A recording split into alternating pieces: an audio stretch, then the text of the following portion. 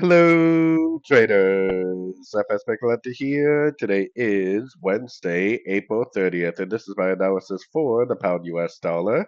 If you haven't done so yet, definitely do check out my free Discord channel, which is linked down here in the corner at the end of the video. And make sure to take a look at my website, fxpipcollector.com. Watch the video on the home screen to learn more.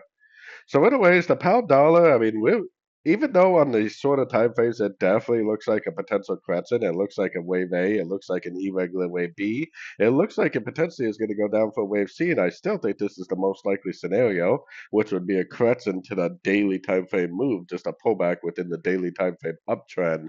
Now, the only problem with this analysis is that all the higher time frames are definitely still in an uptrend.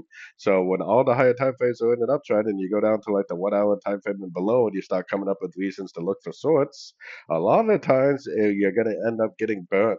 A lot of the times price will go down a little bit and then it'll just shoot right back up because the trend is up on the higher time phase, and the higher time phase rule anything that you potentially may see on these shorter time frames.